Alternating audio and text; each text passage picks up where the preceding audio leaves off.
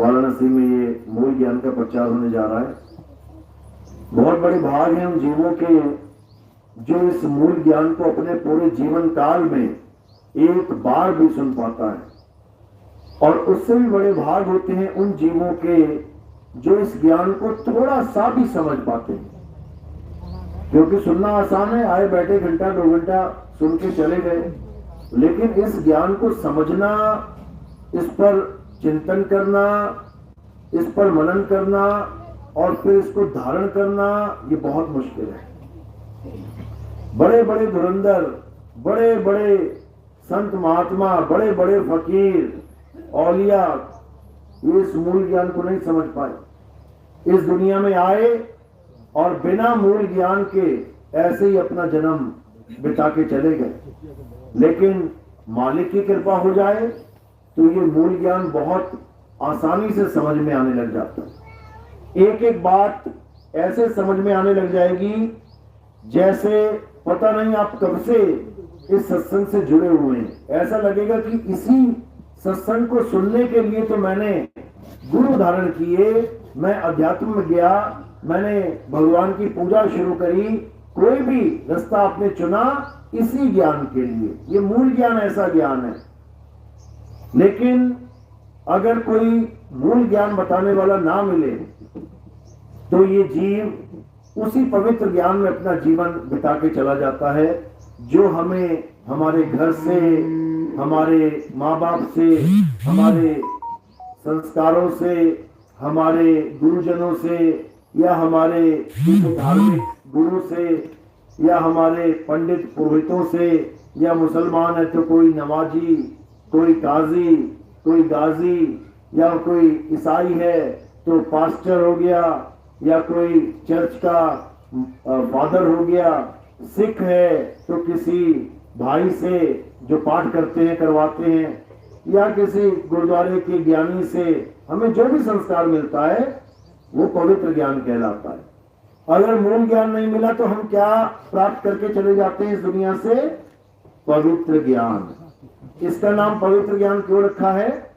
क्योंकि ये आपको एक पवित्र आत्मा बना देता है। आप नशे करते हैं, आप व्यभिचार करते हैं, आप मांस खाते हैं, आप लोगों को दुखी करते हैं, आप चोरी करते हैं, ठगी करते हैं, ये आप तब करते हैं जब आप किसी ताकत से नहीं जुड़े होते, किसी धार्मिक गतिविधियों से नहीं जुड़े होते, या फिर किसी गुरु से नहीं जुड़े होते। तो ये सब आप करोगे ही करोगे। क्यों? मन के गुलाम बन जाओगे। लेकिन अगर आपको ये धार्मिक संस्कार मिल जाए, पवित्र ज्ञान मिल जाए, तो आपको ये समझ में आने लग जाता है कि अगर मैंने ये गलत काम किए तो इसका मुझे फल भुगतना पड़ेगा। चोरी करी है तो जेल जाना पड़ेगा, ठगी करी है तो जेल जाना पड़ेगा, या फिर और भी कोई गलत काम किया है तो उसकी सजा भुगतनी पड़ेगी। तो इस डर के कारण ये जीव पवित्र आत्मा बन जाता है। पवित्र ज्ञान प्राप्त करके पवित्र आत्मा हो जाता है।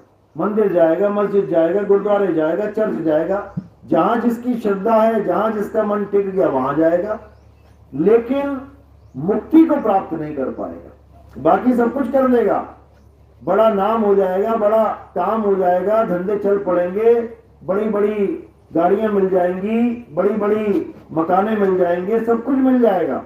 मन्नतें मांगते हैं लोग, मिलता रहता है, उसी में खुश है, लेकिन मुक्ति नहीं मिलेगी। काया माया ठीक हो जाएगी लेकिन मुक्ति नहीं मिलेगी। मुक्ति किससे मिलेगी? मुक्ति मूल ज्ञान से मिलती है। तो कबीर साहब ने 600 साल पहले समझा दिया था कि मूल ज्ञान और पवित्र ज्ञान में बहुत बड़ा फर्क है। हे धर्मदास, तुम पवित्र ज्ञान तो सबको बांटो, लेकिन मूल ज्ञान इसको गुप्त कर रखो। शायद समझा रहे हैं, पवित्र ज्ञान तुम जग में भाखो और मूल ज्ञान गुप्त कर रखो। मूल ज्ञान बाहर जो पढ़ी तो बिचली पीढ़ी हंस न तड़ही। मूल ज्ञान तब लग छुपाई जब लग द्वादश पंथ न मिट जाई। कि हे धर्मदास, जो ज्ञान मैं तुम्हें समझा रहा हूं ये मूल ज्ञान है, लेकिन ये अभी नहीं खोलना है, इसको अभी मत खोलना, इसको छुपा के रखना है। कब तक? जब लग द्वादश पंथ ना मिट जाए, जब तक काल के दूतों का भेद ना खुल जाए, ये 12वें पंथ का खात्मा ना हो जाए, तब तक इसको छुपा के रखना है और किसी को बताना नहीं है। तो लोग कैसे इकट्ठे होंगे तुम्हारे पास? पवित्र ज्ञान तुम जग में भाको। हे धर्मदास, ये कबीर सागर का जो ग्रंथ रचा गया है ये पवित्र ज्ञान से भरा पड़ा है और इसमें मूल ज्ञान भी गुप्त है। ऐसा नहीं है कि मूल ज्ञान उसमें नहीं लिखा गया है, लिखा गया है, लेकिन गुप्त तरीके से लिखा गया है। उसको कोई बिरला ही समझ सकता है। जैसे उसी ग्रंथ में सतलोक, अलख लोक, अगम लोक, अनामी लोक का भी नाम लिखा गया है, जिसको पढ़ पढ़ के कई गुरु बने बैठे हैं कि आओ हम तुम्हें सतलोक ले चलें, आओ हम तुम्हें अलख लोक ले चलें, आओ हम तुम्हें सतलोक, अलख लोक, अगम लोक, अनामी लोक ले चले। और उसी ग्रंथ में यह भी लिखा है कि किसी लोक में नहीं जाना है, शब्द में जाना है। और उस शब्द को शब्दपुर करके लिखा गया है। पुर का मतलब होता है स्थान। जैसे कई लोग कहते हैं सीतापुर, रामपुर, बलरामपुर, जहां पुर लग गया वो क्या हो जाता है? वो एक स्थान हो जाता है। तो कबीर सागर में शब्द के आगे पुर लगाया गया, शब्दपुर। सतलोक भी लिखा है, अलग लोक भी लिखा है, अगम लोक भी लिखा है, अनामी लोक भी लिखा है, अकह लोक भी लिखा है, लेकिन शब्दपुर भी लिखा है। अब जो भेदी सतगुरु होगा वो तुम्हें शब्दपुर पहुंचाएगा और जो भेदी नहीं होगा वो तुम्हें सतलोक आश्रम, अलख लोक आश्रम, फलाना लोक आश्रम, ढिकाना लोक आश्रम, ये तुम्हें इसी माया के लोकों में लेके चले जाएंगे। लेकिन कबीर साहब क्या समझा रहे हैं? लोक अलोक शब्द है भाई, और जिन जाना तिन संशय जाई। यानी जो हमारा जीव होगा वो कभी किसी लोक में जाएगा ही नहीं। वो कहां जाएगा? वो शब्दपुर में जाएगा। उसकी मुक्ति शब्दपुर में होगी जाके। लेकिन ये ज्ञान किसी काल के दूत के समझ में नहीं आ सकता। ये परमात्मा का हंस ही समझेगा इस बात को, क्योंकि उसको भेजा इसलिए है कि शब्दपुर में पहुंचाना है सब जीवों को, किसी लोक में नहीं पहुंचाना। लोक में तो तुम वैसे ही पहुंच जाते हो। जैसे ही शरीर छूटा, कोई नरक लोक में चला गया, कोई स्वर्ग लोक में चला गया, कोई पितर लोक में चला गया, कोई किसी लोक में चला गया, वो तो अपने आप ही चला जाएगा। लेकिन हमने कहां जाना है? शब्दपुर में। शब्दपुर में जाना है, जो ये दुनिया का कोई गुरु नहीं पहुंचा सकता। तुम्हें पूछ के देख लेना कि बाबा जी मैं शब्दपुर जाना चाहता हूं, कैसे जाऊं? वो कहेगा ये कौन सा पुर है भाई? शब्द तो नाम होता है जपने का, एक मंत्र होता है, ये कोई स्थान थोड़ी नहीं होता है। क्योंकि उनको इस भेद के बारे में नहीं पता है। कबीर साहब कह रहे हैं, जाप मरे अजपा मरे अनहद भी मर जाए, और सुरत समाए शब्द में वाह को काल ना खाए। बिल्कुल क्लियर बता दिया इसमें कहां जाना है। कहां जाना है? शब्द में समाना है। कौन समाएगा? तुम्हारी काया समाएगी, सूरत समाएगी। अब ये सूरत का भेद क्या है ये किसी को नहीं पता। ये सूरत का खेल क्या है किसी को नहीं पता, क्योंकि सब अपने आप को काया मान के बैठ गए हैं और सब परमात्मा को शरीर मान के बैठ गए हैं। सूरत की ABCD तक नहीं पता इन लोगों को, इसलिए बार बार इन लोगों की व्याख्या करते हैं, बार बार काया की व्याख्या करते हैं। तुम्हारा शरीर 16 सूर्य वाला, परमात्मा का शरीर करोड़ों अरबों खरबों सूर्य वाला। इसी में अटक के रह गए हैं ये लोग। लेकिन मालिक की दया होती है तो ये ज्ञान अच्छे से समझ में आने लग जाता है। तो आज इसी शब्द की व्याख्या करेंगे, इसी शब्द को समझाएंगे जो हमारा ठिकाना है। तो आज का सत्संग शुरू करने से पहले परमात्मा के नाम पे जयकारा लगाएंगे और सत्संग शुरू करेंगे। बोलिए परमपिता परमात्मा की, सदगुरु बंदी छोड़ कबीर साहेब की, सदगुरु मदन पति साहेब की, सदगुरु मूलम पति साहेब की, देवान जवाहरपति साहेब की, सदगुरु राम अनुराग साहेब की, सदगुरु मोहनपति साहेब की, सदगुरु राम सेवक साहेब की, सदगुरु वैरागपति साहेब की, कलीनापुर धाम की, सभी संतों की, सभी भक्तों की, पंडाल में बैठी सब संगत की, अपने अपने गुरुदेव की, उस गांव नगर बस्ती की, आज के आनंद की, सकल हंस को बंदगी साहेब बंदगी सतनाम। सतगुरु नितिन साहेब की जय। तो मालिक की कृपा होती है तब तुम्हारे जीवन में कोई शब्द भेदी गुरु आता है, मंत्र भेदी नहीं कि तुम्हें मंत्र जपवाने में लगा दे पूरा पूरा जन्म, कि तुम्हें इन 52 अक्षरों में लगा दे पूरा पूरा जन्म बिता दे तुम्हारा इसी में, बिल्कुल भी नहीं। शब्द क्या होता है अच्छे से समझ लो। शब्द 2 प्रकार के होते हैं, एक 52 अक्षरी शब्द और एक 52 से न्यारा शब्द।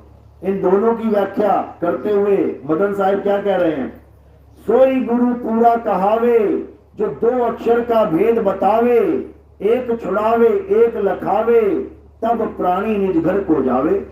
यानी एक तो ये 52 अक्षरों के द्वारा निर्मित शब्द, एक तो ये शब्द हो गया, और एक सार शब्द जो 52 से परे है, जिसे आदि नाम, अजर नाम, अकह नाम, अखंड नाम, अडोल नाम, अबोल नाम, निअक्षर नाम, निज नाम, नितत्व नाम, परमात्मा, वाहिगुरु, अल्लाह, गॉड, राम कहते हैं। उसी के नाम है ये सब, ये उसी के नाम है, लेकिन उसको हम जानते नहीं, इसलिए सबने अलग अलग अलग अलग नाम पकड़ के परमात्मा को अलग अलग बना के रख दिया।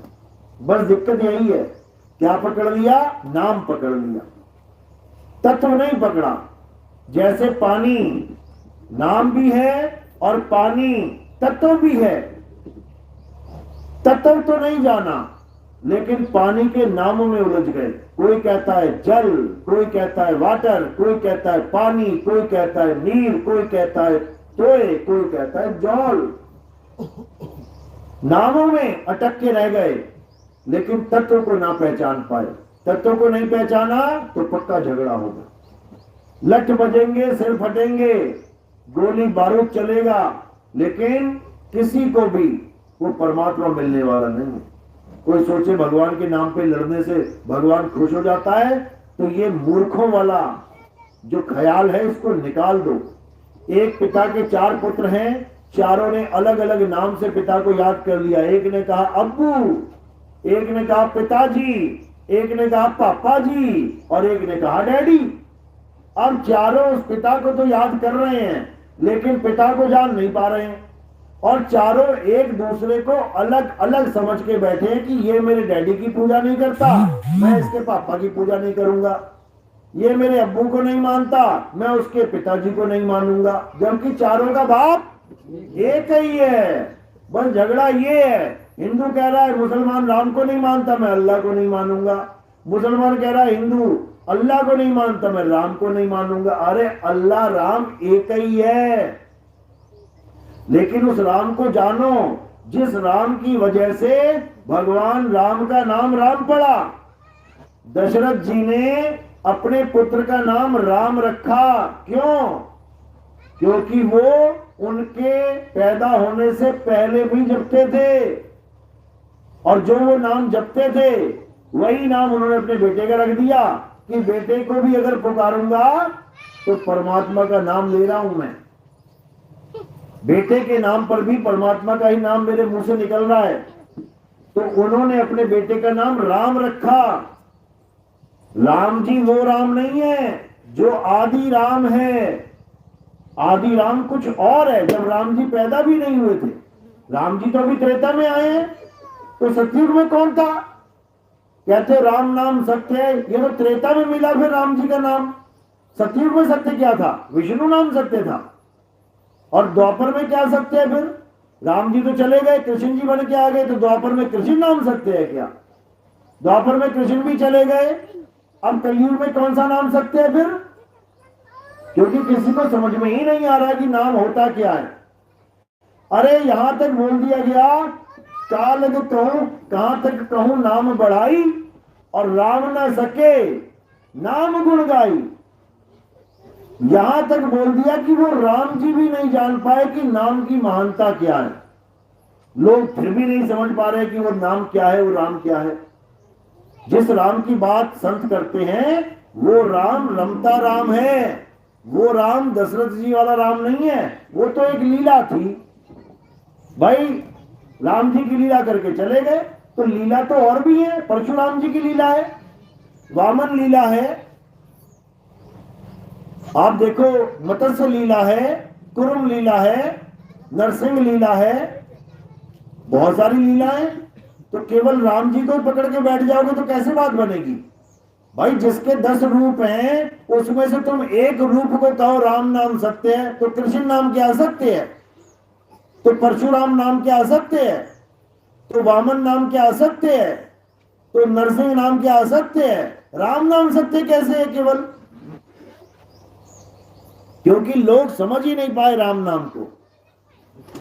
असल में राम नाम ही सत्य है, लेकिन वो राम नहीं जो तुम मान बैठे हो। वो राम कौन सा है? कबीर साहब समझा रहे हैं। क्या कह रहे हैं? कस्तूरी कुंडल बसे मृग ढूंढे वन माही, ऐसे रमता राम है ये दुनिया जाने नाही। कबीर साहब कह रहे रमता राम को ढूंढ, जो सब में रम रहा है उसको जान। हिंदू में भी है, मुसलमान में भी है, सिख में भी है, ईसाई में भी है, आस्तिक में भी है, नास्तिक में भी है। वो रमता राम क्या है? जिसकी वजह से तुम्हारी काया चल रही है, जिसकी वजह से तुम्हारी काया के सारे अंग चल रहे हैं। किसकी वजह से? आत्मा की वजह से। आत्मा की वजह से हर इंसान चल रहा है। आत्मा की वजह से ये सारे नाम जप रहा है। राम राम राम राम राम राम, अल्लाह अल्लाह अल्लाह अल्लाह, वाहिगुरु वाहिगुरु वाहिगुरु। ये नाम भी इस आत्मा की वजह से जपे जा सकते हैं। आत्मा ने शरीर छोड़ दिया तो ये नाम भी छूट जाएंगे। समझो, आत्मा ने शरीर छोड़ा तो शरीर मर जाएगा, ये नाम भी मर जाएंगे साथ के साथ। इनमें से भी एक जीवित नहीं रहेगा, क्योंकि ये 52 अक्षरी नाम है। कबीर साहब गुरु ग्रंथ साहब में वाणी क्या कह रहे हैं? कह रहे 52 अक्षर लोक त्रय, सब कुछ इन्हीं माही। ये अक्षर खिर जाएंगे। खिर जाएंगे मतलब खत्म हो जाएंगे, खिर जाएंगे, खंडित हो जाएंगे, खिर जाएंगे, नाश हो जाएगा। ये अक्षर खिर जाएंगे और वो अक्षर इनमें नहीं। यानी जो असली नाम है वो इन 52 अक्षरों में नहीं आता। जो असली नाम है वो 52 से परे है। वो 52 से परे क्या है? आत्मा है। 52 से परे आत्मा है। जैसे पानी एक नाम है, 52 अक्षरों के द्वारा निर्मित है। अब 52 अक्षर वाले पानी से परे क्या है? तत्व वाला पानी। जो पानी तत्व है वो 52 से परे है। 52 जप के उस पानी को प्राप्त नहीं किया जा सकता। इसी प्रकार वो आत्म राम, वो आत्म देव, वो परमात्मा इन 52 के द्वारा प्राप्त नहीं किया जा सकता। बल्कि अगर परमात्मा नहीं मिल रहा है किसी को, तो कारण ही यही है कि वो परमात्मा के नाम जप रहा है। अगर पानी नहीं मिल रहा किसी को, तो कारण यह है कि वो पानी पानी पानी पानी नाम जप रहा है। और करना क्या है? पानी पानी जपना छोड़ के, ये नामों को छोड़ के। पानी मिलेगा कैसे? पानी है कहां? उस स्थान को ढूंढो, वही पानी मिलेगा। तो कबीर साहब कह रहे हैं, मोको कहां ढूंढे रे बंदे, मैं तो तेरे पास में, ना मैं जप में ना मैं तप में। कर दिया ना खंडन। सारे जप किनारे कर दो, सारी तपस्या किनारे कर दो, सारे मंदिर मस्जिद गुरुद्वारे चर्च एक किनारे कर दो, और किसको जानो? जिसकी वजह से ये मंदिर बना है, जिसकी वजह से मस्जिद बनी है, जिसकी वजह से गुरुद्वारा चर्च बना है, किसकी वजह से?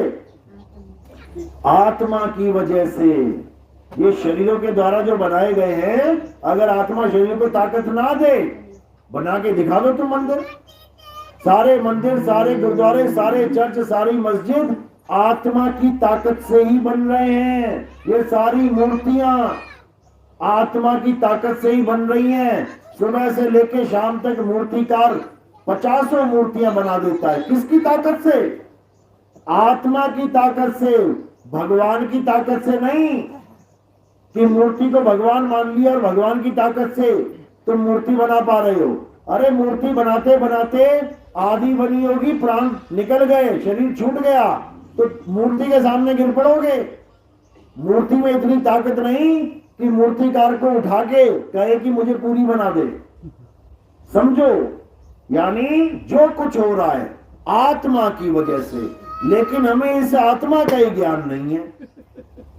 सारे मंत्रों का ज्ञान मिल गया, सारी पूजा पाठ का ज्ञान मिल गया, सारे ग्रंथों का ज्ञान मिल गया, हर प्रकार के रीति रिवाज का ज्ञान मिल गया, सारे त्योहार भी मना लिए, लेकिन बस एक चीज है जिसका ज्ञान कभी नहीं मिल पाया, वो है आत्म ज्ञान। और कबीर साहब क्या कह रहे हैं कि आत्म ज्ञान बिना नर भटके, कभी काबा कभी काशी, जल में मीन प्यासी, मोह देखते आवे हंसी। कह रहे जब तक तुम्हें आत्मज्ञानी गुरु नहीं मिल गया, तुम पत्थर ही पूजोगे, तुम मंत्र ही जपोगे, तुम तपस्या ही करते रहोगे, तुम तीर्थों में ही भटकोगे। पहले जाओगे पहाड़ों पे चढ़ जाओगे, फिर वहां सुनामी उनामी आ जाएगी, कुछ पत्थर वत्थर गिरने लग जाएंगे, फिर मरोगे वहां पे, फिर तुम्हारी लाशें ढोके लेके आओ नीचे। समझो, यानी तुम कहीं भी जा रहे हो परमात्मा को ढूंढने के लिए, वो व्यर्थ ही है, क्योंकि परमात्मा वहां नहीं है जहां तुम ढूंढने चले हो। परमात्मा कहां है? अरे ज्यों तिल माही तेल है और ज्यों चकमक में आग, तेरा साईं तुझ में है, जाग सके तो जाग। कहते एक बार जाग तो सही, तब तुझे पता लगेगा तेरा मालिक तेरे अंदर विराजमान है। लेकिन तू जागता ही नहीं है, इस नींद में सोया हुआ है, अज्ञानता की नींद में। अब कोई जगाने वाला मिले तो जागेगा। साहिब कहते हैं मैं कहता हूं जागत रही हो और तू जाता है सोई रे, तेरा मेरा मनवा कैसे एक होई रे।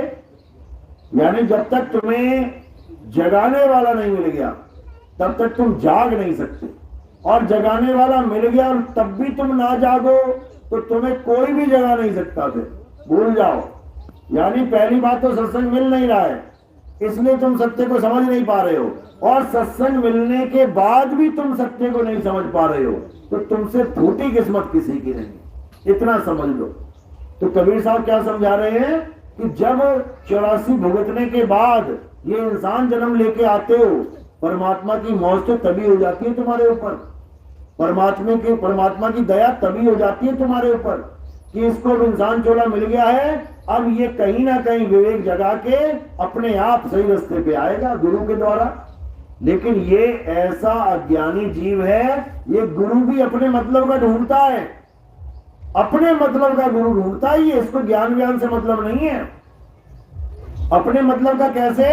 अरे मेरी किडनी फेल हो गई है, ऐसा गुरु मिल जाए जो मेरी किडनी ठीक कर दे। मेरा बिजनेस नहीं चल रहा, ऐसा गुरु मिल जाए जो मेरे धंधे चमका दे। मकान नहीं बन रहा, ऐसा गुरु मिल जाए जो मेरे मकान बनवा दे। अपने धंधे के कारण, अपने मकान के कारण, अपने अंगों के कारण उनको ठीक करने के लिए, सुख सुविधा लेने के लिए गुरु ढूंढ रहा है, तो परमात्मा कहां मिलेगा? भूल जाओ। अगर गुरु ढूंढना है तो गुरु का काम केवल एक ही होता है। क्या काम है उसका? ज्ञान देना। गुरु धारण करना है केवल ज्ञान के लिए।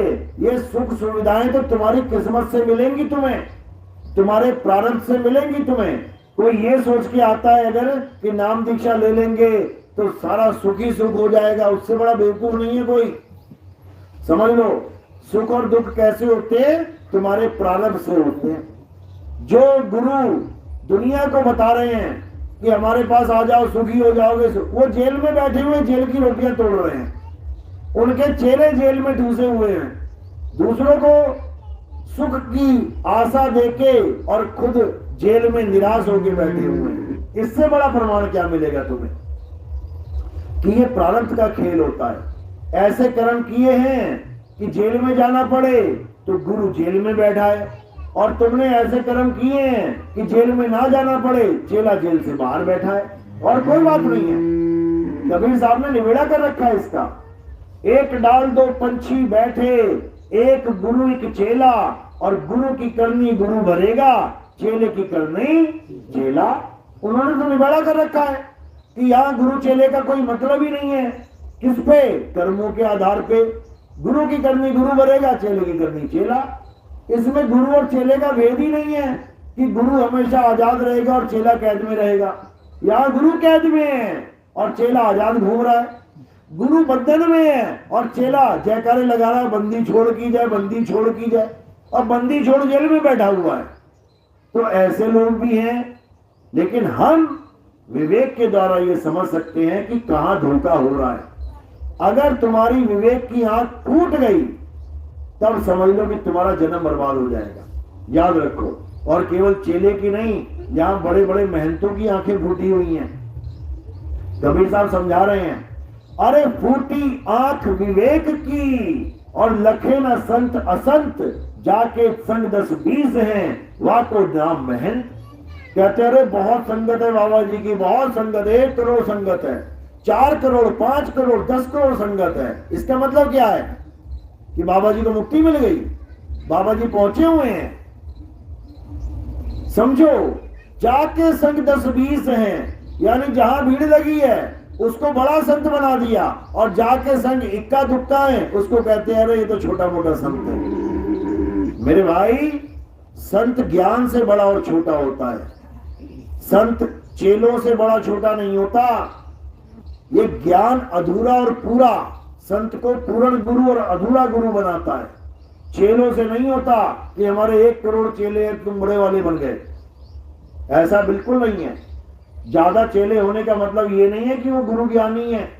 LKG UKG में जितने बच्चे हैं पूरे भारत में मिला लो, और PhD में जितने बच्चे हैं पूरे भारत में मिला लो, कौन से ज्यादा हैं? आंगनवाड़ी वाले। आंगनवाड़ी वाले, हर बच्चा आंगनवाड़ी में घुसा है, हर बच्चा, चाहे वो 5वीं पास ना कर पाए बाद में, चाहे वो पहली में ही फेल हो जाए बाद में, लेकिन आंगनवाड़ी में सारे घुसे हुए हैं। और PhD वाले इक्के दुक्के हैं, MBBS वाले इक्के दुक्के हैं। समझो, इससे फर्क नहीं पड़ता कि चेले कितने ज्यादा और चेले कितने कम हैं।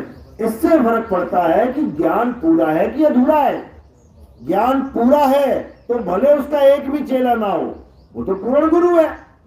कबीर साहब जब इस दुनिया में आए, एक भी चेला नहीं था उनका, एक भी चेला।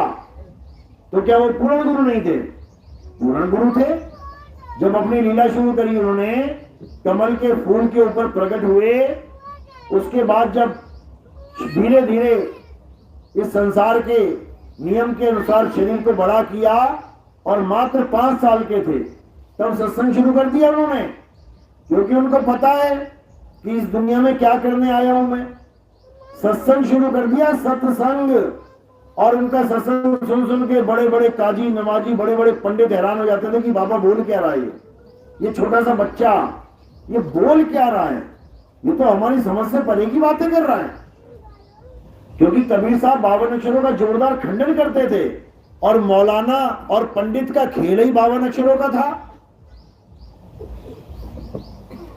मौलाना कलमा और नमाज पढ़ाता था 52 अक्षरों की, और पंडित जी सारे मंत्र जंत्र वेद पुराण पढ़ाता था 52 अक्षरों के। जब कबीर साहब ने 52 से परे की बात करी तो मौलाना का भी ज्ञान खंड हो गया और पंडित जी का भी ज्ञान खंडित हो गया। अब ज्ञान से तो काट नहीं पाए उनकी बात को। जब ज्ञान से बात नहीं काट पाए तो क्या करने लग गए, उनसे उनकी गुरु प्रणाली पूछने लग गए, बता तेरा गुरु कौन है, बता तेरा गुरु कौन है। और कबीर साहब कहते रहे, भाई तुझे गुरु से क्या लेना, तुम्हें तुम ज्ञान को समझो, अगर ये ज्ञान पूरा है तो इसको पकड़ लो। लेकिन अहंकार कहां छूटे इन लोगों का। गुरु प्रणाली बता, गुरु प्रणाली बता, हार के थक के कबीर साहब को एक गुरु धारण करना पड़ गया। क्या नाम था उसका? रामानंद। अब क्या रामानंद जी बहुत बड़ा ज्ञानी था क्या? पंडित था, ब्राह्मण था, पत्थर पूजता था। कबीर साहब ने देखा लेकिन इस वक्त ही सबसे बड़ा मशहूर है, सबसे बड़ा ज्ञानी है इस वक्त का, यहाँ का 3 लोग का, इसी को गुरु धारण करना चाहिए। गए गुरु धारण करने, उसने मना कर दिया कि नहीं, हम तो नीच जात वालों को नाम नहीं देते भाई, हम उनको शिष्य स्वीकार नहीं करते, हमारे शिष्य तो सब ऊंची कुल के हैं। अब कुल का अहंकार अलग फंसा पड़ा है, क्या किया जाए। तो कबीर साहब ने क्या लीला करी, बनारस में पंचगंगा घाट पे एक छोटा सा बालक बनके, 6 महीने का बालक बनके वहीं सीढ़ियों में लेट गए। और जब गुरु जी आए सुबह सुबह नहाने अंधेरे में, तड़के तड़के, तो क्या हुआ, सीढ़ियों पे उस बालक के सिर के ऊपर पैर आ गया। अब वो लगे रोने, जब रोने लगे तो बाबा ने उठा के उसको गले से लगा लिया। अब कौन पूछे तेरा क्या धर्म है, क्या तेरी जात है, क्या है। जब गले से लगा लिया तो कहते बच्चा राम राम बोल, रो मत, राम राम बोल। मिल गया नामदान। लेकिन पता है कि कल मुकर जाएगा, ये मुकर जाएगा कि मैं इसका चेला और ये मेरा गुरु है। तो सब सबूत के लिए, निशानी के लिए क्या किया, उसकी माला तोड़ दी। 108 मनके की माला तोड़ दी, वहीं बिखर गई। सारे मनके 107 मनके गिर गए। एक मनका कबीर साहब ने अपने हाथ में रख लिया और क्या किया, उसको धारण कर लिया। एक कंठी बना दी उसकी, सूत के धागे में उस मनके को धारण कर लिया, निशानी के लिए कि तुम मेरे गुरु और मैं तुम्हारा चेला हूं। वही निशानी आज भी कबीर पंथ में पहनाई जाती है। आप जो कबीर असली पंथ है जो कबीर साहब का, कहने का मतलब जो कबीर नाम से जुड़े हुए हैं वो कंठी जरूर पहनाएंगे आपको कबीर साहब के नाम की। और जो कबीर पंथी होकर कंठी भी नहीं पहना रहा है, कोई लॉकेट पहना रहा है या अपनी शक्ल बना रखी है, उस लॉकेट में अपनी फोटो बना रखी है या कबीर साहब की फोटो बना रखी है, वो कबीर पंथी नहीं है। वो मर्यादा नहीं जानता, गुरु चेले की निशानी भी नहीं जानता वो, कि गुरु चेले की निशानी क्या है। गुरु चेले की निशानी कंठी है। कंठी से आपको समझ में आएगा कि हाँ इसने गुरु धारण किया कि नहीं किया। और कबीर पंथ में कोई निशानी नहीं है। तो ये गुरु धारण जब किया कबीर साहब ने, उसके बाद जब ज्ञान देना शुरू किया तो गुरु जी की मोहर लगाई कि ये ज्ञान मेरे गुरु जी ने दिया है। रामानंद जी उनका नाम है, जबकि है क्या, पत्थर पुजारी। पत्थर पुजारी को गुरु धारण कर लिया केवल इसलिए कि लोग जो पूछ रहे हैं कि गुरु प्रणाली, उनका मुंह बंद करने के लिए। नहीं तो उनको जरूरत नहीं किसी गुरु की, वो खुद ही गुरु हैं, वो ज्ञान का भंडार सोए हुए हैं, लेकिन लोग नहीं समझ पाते उनको। तो जब ज्ञान प्राप्त कर लिया, यानी गुरु से नामदान प्राप्त कर लिया, तब क्या हुआ, तब समाज में हल्ला मच गया कि कबीर का गुरु रामानंद है। लेकिन ये अनर्थ कैसे हो गया, रामानंद जी तो शूद्र जात वालों को धारण ही नहीं करते चेला। तो रामानंद जी को खबर पता लगी तो बुला लिया कबीर साहब को, बुलाओ कबीर को, कौन कबीर है, क्यों झूठ बोलता है दुनिया को, बुलाओ उसको। तो जब कबीर साहब आए तो 7 पर्दे लगा दिए गए। बात चल रही है पर्दों से आर पार।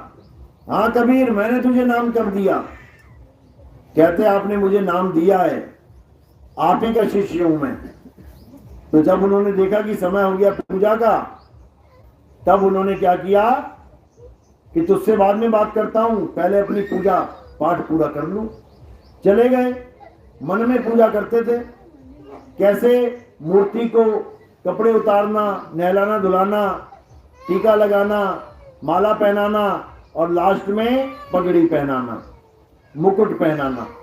सबसे आखिर में मुकुट का काम होता था। तो जब पूजा करने लगे, कपड़े उतारे, नहलाया धुलाया, टीका लगाया, मुकुट पहनाया, अब माला हाथ में पकड़ी और चक्कर में पड़ गए कि अरे मुकुट पहना दिया, माला नहीं पहनाई। क्यों? क्योंकि ध्यान सारा कबीर में फंसा हुआ बाहर कि ये मुझे अपना गुरु बता रहा है। ध्यान वहां भटक गया तो पूजा भी खंडित हो गई। कहते बचपन से लेके आज तक पूजा कभी खंडित नहीं हुई, ये मेरी पूजा कैसे खंड हो गई? तो बाहर से कबीर साहब की आवाज आई, अरे गुरुजी आपकी पूजा खंड नहीं होगी, चिंता मत करो, एक काम करो, माला को तोड़ो और पीछे गले के जाके गांठ लगा दो, मुकुट उतारना नहीं पड़ेगा। जब इतनी बात समझ में आई कि अरे बाहर बैठा ये बच्चा, ये मेरे मन की गति जान रहा है, मैं मन में क्या सोच रहा हूं ये जो समझ रहा है, तो भागे आए वहां पे, पर्दे वर्दे हटवाए, हटाओ पर्दे, और जाके पैरों में पड़ गए कि आप कौन हो? तो कहते आओ तुम्हें बताते हैं हम कौन है। और उसके बाद जब कुटिया में गए तो उनको पूरी कहानी समझाई। तब वो कहते कि वहां तो बच्चा जो मिला था वो तो 6 महीने का था लगभग, तो वहां पे कुटिया में 2 रूप दिखाए अपने, एक ये रूप और एक बच्चे का रूप। तब गुरुजी को यकीन हुआ कि यही है वो जो हमें पंचगंगा घाट पे मिला था। ये लीला आपको कबीर सागर में या कहीं भी जहां कबीर साहब की कोई चित्रावली होगी, चित्र में आपको देखने को मिल सकती है, नेट पे भी मिल सकती है। तो मुद्दा क्या था? ज्ञान था। यानी वो गुरुजी को भी ज्ञान देने आए थे इस संसार में। उन्होंने कबीर साहब ने अपने गुरुजी तक को ज्ञान दिया, क्योंकि वो मूर्ति पूजा तक सीमित थे, और जो कबीर साहब थे वो मूर्ति पूजा के विरोधी थे। वो कहते भी पाथर पूजे हरि मिले तुम्हें पूजू पहाड़, और वास्तव ये चाकी भली जो पीस खाए संसार। वो समझाते रहे कि पत्थर पूजा में कुछ नहीं रखा है, हाँ शुरुआत के लिए अच्छा है। अगर तुम शुरुआत पत्थर पूजा से कर रहे हो, जैसे शुरुआत आंगनबाड़ी से कर रहे हो, अच्छी बात है, लेकिन कहो कि आंगनबाड़ी ही परम सत्य है, आंगनबाड़ी से ही मैं डॉक्टर बन जाऊंगा, आंगनबाड़ी में पढ़ के मैं इंजीनियर बन जाऊंगा, तो ये महाझूठ है। इसी प्रकार अगर आप पत्थर पूजा से भगवान की पूजा स्टार्ट करते हो तो अच्छी बात है, लेकिन कोई कहे कि पत्थर पूजना ही असली पूजा है, तो ये झूठ बात है। असली पूजा क्या है? कृष्ण जी समझा रहे हैं गीता में, अध्याय 3 17वां श्लोक। असली पूजा बता रहे हैं तुम्हें कि असल में पूजा होती क्या है। जो हम कहते हैं आज पूजा करेंगे मंदिर में, पूजा होती क्या है, क्या बता रहे हैं? अध्याय 3 17वां श्लोक। हे अर्जुन, जो व्यक्ति अपनी आत्मा में रमण करता है, जो अपनी आत्मा में तृप्त है, जो अपनी आत्मा में संतुष्ट है, उसके लिए कोई धार्मिक कर्म कर्तव्य लागू ही नहीं होता। बिल्कुल क्लियर। यानी कोई भी धार्मिक कर्म कर्तव्य, यानी मंदिर जाओ, मस्जिद जाओ, गुरुद्वारे जाओ, चर्च जाओ, फूल चढ़ाओ, कुछ और करो, हवन करो, यज्ञ करो, तीर्थ करो, कुछ भी करने की जरूरत नहीं है। कब? जब तुम्हें आत्मज्ञानी गुरु मिल गया और आत्मा का भेद बता के तुम्हें आत्मा में रमण करना कैसे है ये सिखा दिया, उसके बाद तुम्हें किसी की जरूरत नहीं पड़ने वाली। इस संसार में ऐसी कोई चीज नहीं रह जाएगी जो तुम्हें चाहिए। क्यों? तुम्हें वो चीज मिल जाएगी जिसको परम सत्य कहते हैं। आत्मा क्या है? परम सत्य है। आत्मा को कोई नहीं मार सकता। कृष्ण जी को मार दिया किसने? बहेलिये ने। कैसे? तीर मार के। कृष्ण जी को तीर मार के मार दिया बहेलिये ने, लेकिन आत्मा को स्वयं कृष्ण जी भी नहीं मार सकते, आत्मा को राम जी भी नहीं मार सकते, आत्मा को कोई नहीं मार सकता। हे अर्जुन, ये आत्मा अजन्मा है, ये आत्मा नित्य है, ये आत्मा शाश्वत है, ये आत्मा पुरातन है, ये आत्मा ही सत्य सनातन है। इस आत्मा का ना तो कभी जन्म होता है, ना ही आत्मा की कभी मृत्यु होती है। ये आत्मा अजन्मा है। अजन्मा यानी सदा से है, सदा रहेगा, उसे आत्मा कहते हैं। आत्मा ही परम सत्य है। और आत्मा के अलावा ये सारा संसार जो भी तुम्हें दिख रहा है, मेरा शरीर, तुम्हारा शरीर, हाथी घोड़े का शरीर, पेड़ पौधे का शरीर, सांप बिच्छू खटमल मक्खी मच्छर, सबका शरीर, ये सबका शरीर नाश होगा।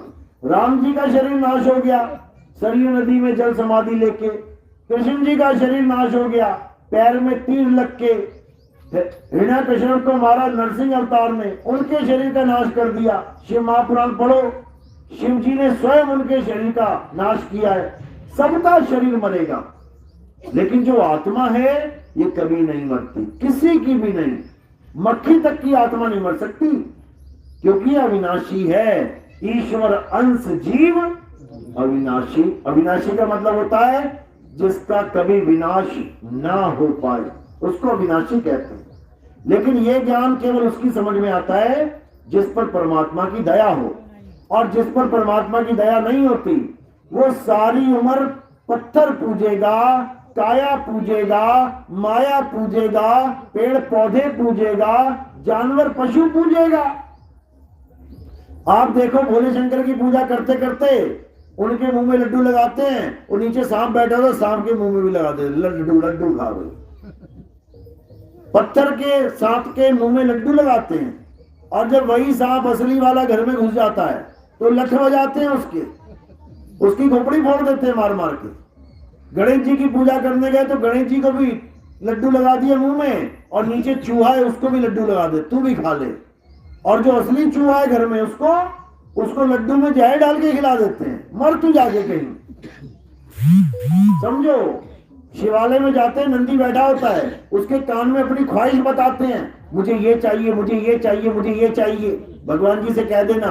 और जब नंदी अपनी ख्वाहिश जाहिर कर दे, यार खेत बढ़िया है, बाजरे का खेत है, चल थोड़ा सा खा लेते हैं, चने का खेत है, थोड़ा सा यार चना खा लेते हैं। जब नंदी अपनी इच्छा जाहिर करता है तो मार मार के लड्डू की पूंछ तोड़ देते हैं। समझो, ये है हमारा धर्म। पत्थर की तो पूजा करते हैं और जीव की हत्या करते हैं। पत्थर की माता सामने खड़ी है, उसको खुश करने के लिए बकरे की बलि दे देते हैं। पत्थर निर्जीव को खुश करने के लिए जीवित बकरे को काट देते हैं। बताओ, कमाल हो गई। और किस नाम से काटते हैं? माता को चढ़ा दिया, माता को कहते ना कुर्बानी दे दी। अरे कुर्बानी का मतलब तो समझ ले पहले। कुर्बान का मतलब होता है जा मैंने कुर्बान कर दिया, यानी अब इससे मेरा कोई लेना देना नहीं है। कोई कहे 1000 रुपए ले यार, तेरे लिए 1000 रुपए कुर्बान कर दिए। अब ये थोड़ी नहीं कि 1000 रुपए में से मुझे 500 दे, मुझे 700 दे। कुर्बान का मतलब है माता के लिए तुमने बकरा कुर्बान कर लिया, इसमें से एक भी पीस तुम्हारे मुंह में नहीं जाना चाहिए। इसको कहते हैं कुर्बान कर देना। तेरे लिए जान कुर्बान है, यानी वापस नहीं मांगता मैं, जो दे दिया वो दे दिया। लेकिन यहां पे कैसी कुर्बानी है? वो पत्थर ना खाए, ना पिए, ना बोले, ना डोले, उसके नाम पे बकरा काट दिया। बताओ, अरे माता कब दारू पीती है भाई? दारू तुम पियोगे, बकरा तुमने काटा है, कुकर में तुम्हारे जाएगा, खाओगे तुम, तो दारू माता पिएगी, दारू भी तुम ही पियोगे। यानी भगवान के नाम पे इन नशेड़ियों ने क्या कर लिया है? धंधा बना लिया है, मांस खाने का, दारू पीने का। अरे माता कभी बकरे खाएगी क्या? अगर माता को बकरे चाहिए हो तो रातों रात सारे बकरे गायब कर देगी वो तुम्हारी बलि की वेट करेगी।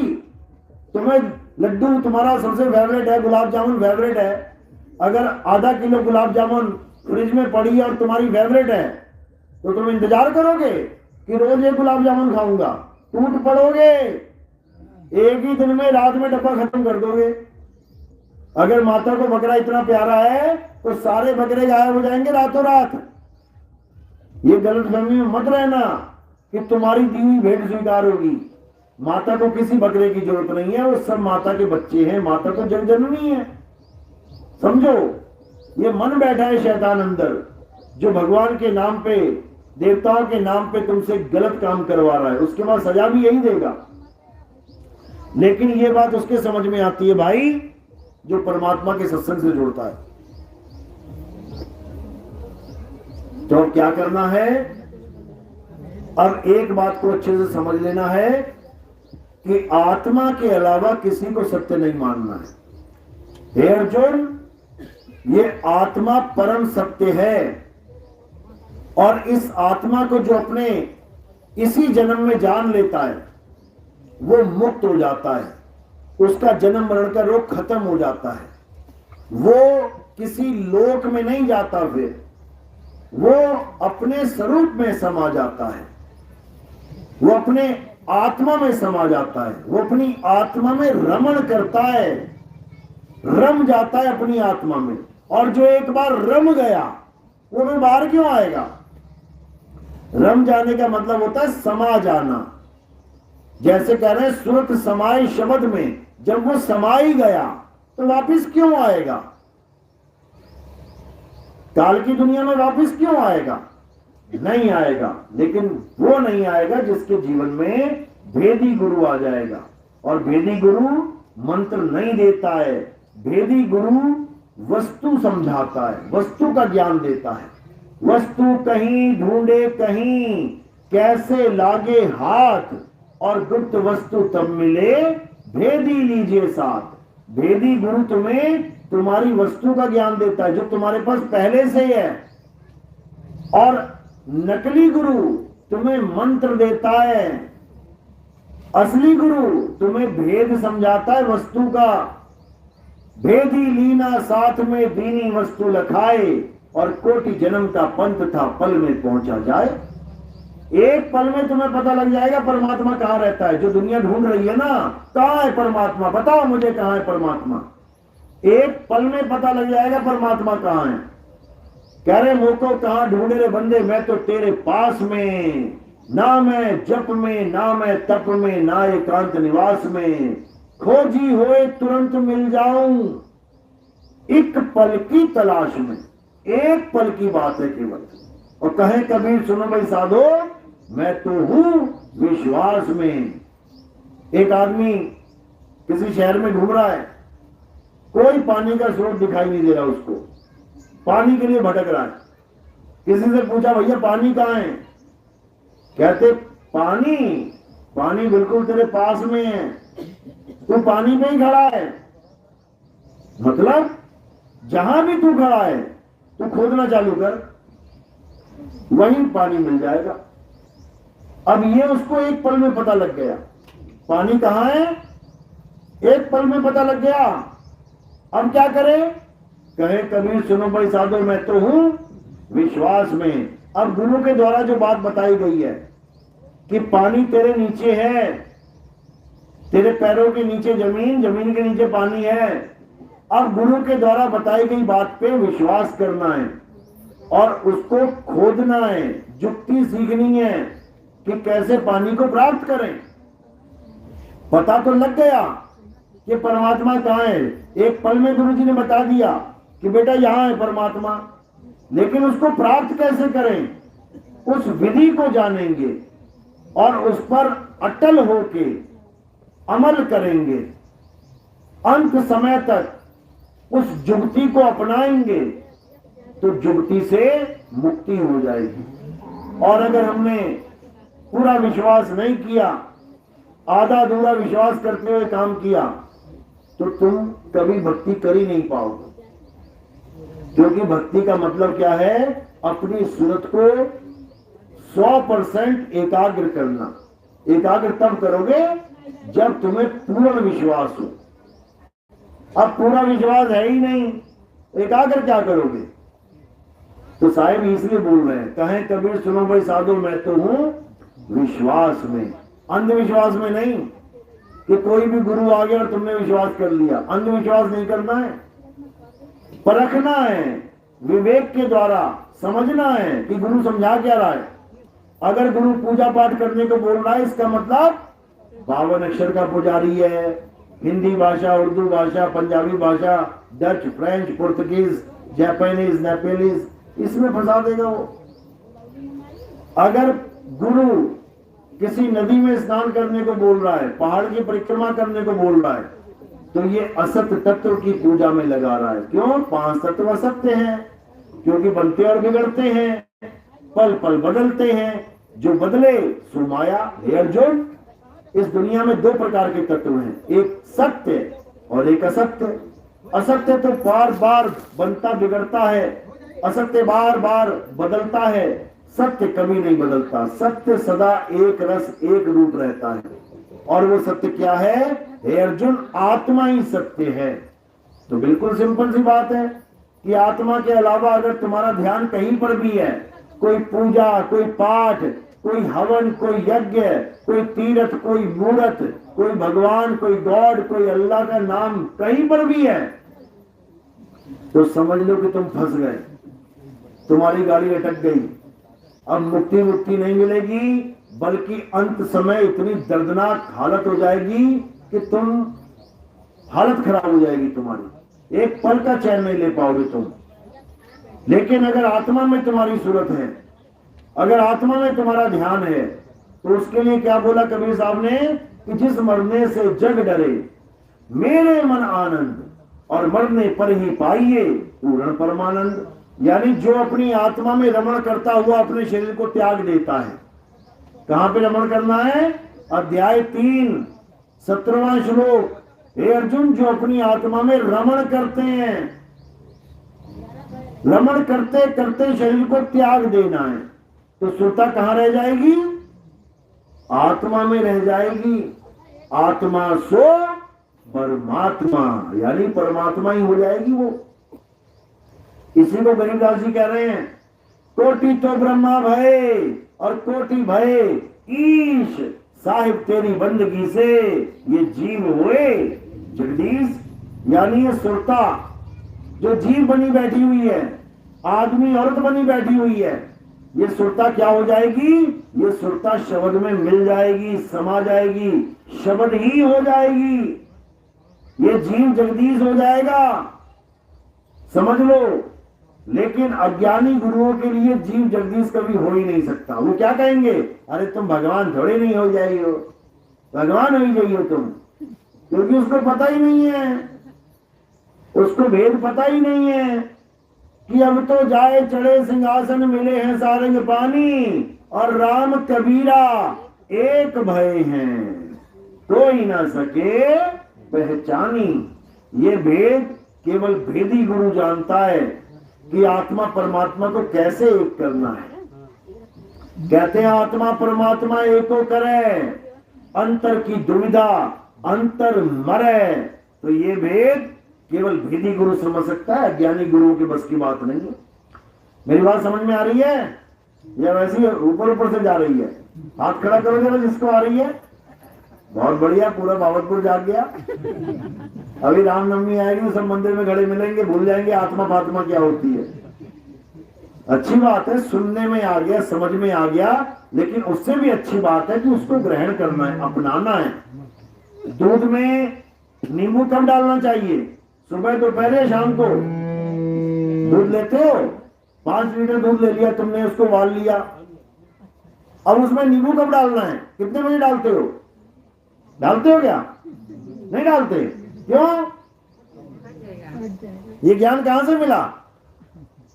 ये ज्ञान किसी अनुभवी ने दिया तुम्हें, और नींबू डाल के नहीं दिया। आ बेटे तुझे दिखाती हूँ 10 लीटर दूध, ये देख नींबू डाल दिया फट गया, ऐसे तो नहीं बताया ना किसी ने। कैसे बताया? अपने मुंह से बताया, बेटा दूध में नींबू मत डालना। मिल गया ना ज्ञान? क्या होगा उससे? फट जाएगा। मिल गया ना ज्ञान? तब तक याद रखना इसको, जब तक माता जी ने बोल दिया बस तब तक, या एक दिन उसी दिन तक याद रखना है, अगले दिन भूल जाए। ये साल, 2 साल, 3 साल, सारी उम्र, सारी उम्र अगर भूल गई और डाल दिया नींबू, तो क्या होगा? दूध फट जाएगा, नुकसान तुम्हारा हो जाएगा। इसी प्रकार जो मैंने ज्ञान समझाया है कि आत्मा ही सत्य है, कब तक याद रखना है? ये सारी उम्र। अगर पत्थर के आगे खड़ी हो गई ना जाके राम जी, श्याम जी, हनुमान जी, तो जन्म बर्बाद हो जाएगा तुम्हारा, क्योंकि आत्मा ही वो परम सत्य है। आत्मा ही वो असली परमात्मा, असली शक्ति है, जिसके कारण ये सारा संसार चल रहा है। बिना आत्मा के बता दो क्या चल रहा है? अरे राम जी भी आत्मा की वजह से चल रहा है शरीर राम जी का, हनुमान जी का शरीर भी आत्मा की वजह से चल रहा है, कृष्ण जी का शरीर भी आत्मा की वजह से चल रहा है। जैसे तीर लगा, आत्मा ने शरीर को छोड़ दिया तो शरीर वहीं पे खत्म हो गया। जिसको तुम कृष्ण जी कह रहे थे, वो खत्म हो गए वहां पे। लेकिन अज्ञानियों के लिए, ज्ञानियों के लिए शरीर कृष्ण नहीं है। ज्ञानियों के लिए कृष्ण कौन है? आत्मा है। हे अर्जुन, मैं अजन्मा हूं, और तुम अजन्मे हो तो फिर जन्म कौन ले रहा है? ये परशुराम का, ये वामन अवतार का, ये जन्म कौन ले रहा है? शरीर। शरीर जन्म ले रहा है, लेकिन मैं अजन्मा हूं। बिल्कुल उसी तरह आप भी अजन्मे हो। आपका भी कभी जन्म नहीं हुआ, समझ लो। डेट ऑफ बर्थ याद है सबको? अपनी अपनी जन्म तिथि याद है? हाथ खड़ा करो, किस किस को याद है? सब भूल गए? सबको याद है? फॉर्म में भरते हो ना। जिसको अपनी जन्म तिथि याद है वो पक्का मरेगा एक दिन। क्यों मरेगा? क्योंकि उसने मान लिया कि मेरा जन्म हुआ इस तारीख को। जिसने ये मान लिया कि मैं पैदा हुआ हूं वो पक्का मरेगा, और जिसने ये जान लिया कि मैं अजन्मा हूं वो कब मरेगा? वो कभी नहीं मरेगा। और कबीर साहब के पंथ में आके यही जाना जाता है कि मैं अजन्मा हूं, इसीलिए कबीर पंथी अमर हो जाते हैं। अमर कबीर साहब का काम ही यही है, अमर करूं सतलोक पठाऊं, ताते बंदी छोड़ कहाऊं। उनका काम ही तुम्हें अमर करना है, समझ लो। तो काल का काम क्या है? तुम्हें मारना। और कबीर साहब का काम क्या है? तुम्हें अमर करना, काल के जाल से बचाना। बचना चाहो काल जाल से, चीनो शब्द हमारा, और कहें कबीर अमर कर राखूं। क्या करेंगे? अमर कर राखूं जो निज होए हमारा। यानी जो मेरा हो गया फिर वो पक्का अमर हो जाएगा, उसको कोई मार नहीं सकता। साहिब कह रहे हम ना मरिब, मरिब संसारा, हमको मिला जियावन हारा। हमें वो आत्मदेव मिल गया जो सबकी जीवन शक्ति है, जो सबको जान दे रहा है। और जब आत्मदेव ही मिल गया और आत्मा ही हो गए तो अब कब मरेंगे? कब मरती आत्मा? कितने साल में मर जाती है?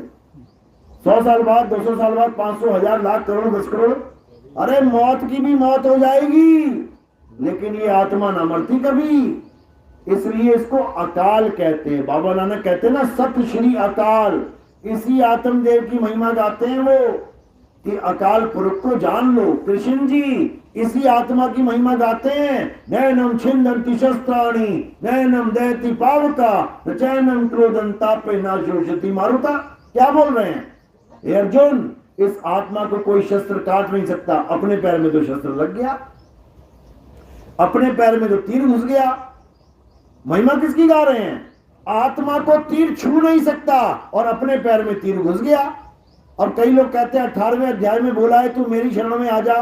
किसको मान के बैठ गए? शरीर को, जिसके पैर में तीर घुस गया। जो अपने पैर को नहीं बचा पाया वो तुम्हें कैसे बचाएगा? समझो, वो अपनी शरण में आने को नहीं बोल रहे हैं कि मेरी काया की शरण में आ जा। वो अपनी शरण में आने को बोल रहे हैं कि आत्मा की शरण में आ जा, क्योंकि उनके दो स्वरूप हैं। अज्ञानी शरीर को स्वरूप मानता है और ज्ञानी आत्मा को स्वरूप मानता है। तो क्या करना है? इन दोनों स्वरूपों में से जो अविनाशी स्वरूप है उसकी शरण में आ जा, और जो नाशवान स्वरूप है, जिसके पैर में तीर लग गया और काया खत्म हो गई, उसकी शरण में जाके क्या करेगा? बताए जरा कोई। वो खुद मरा, तुम्हें भी मरवाएगा, तुम्हें कैसे बचाएगा? लेकिन असल में वो कभी मरे ही नहीं। हे अर्जुन, तू और मैं ये नाशवान शरीर नहीं, हम अविनाशी आत्मा हैं। ना तो तेरा जन्म होता है ना मेरा जन्म होता है। हम सब अजन्मे हैं, नित्य हैं, शाश्वत हैं, लेकिन अपने स्वरूप को नहीं जान पाते, इसलिए बार बार जन्म मरण में चक्कर खाते हैं। और जो जान जाता है वो निर्भय निर्वैर हो जाता है, मुक्त हो जाता है। चलो, तो आज का सत्संग यही समाप्त करते हैं। बोलिए परमपिता परमात्मा की, सदगुरु बंदी छोड़ कबीर साहेब की, सदगुरु मदनपति साहेब की, सदगुरु दुल्हनपति साहेब की, दीवान जवाहरपति साहेब की, सदगुरु राम अनुराग साहेब की, सदगुरु मोहनपति साहेब की, सदगुरु वैरागपति साहेब की, करीनापुर धाम की, सभी संतों की, सभी भक्तों की, सत्संग कराने वालों की, इनके माता पिता, इनके गोपाल की, सकल हंस को बंदगी, साहेब बंदगी, सतनाम सतनाम। सदगुरु नितिन साहेब की जय।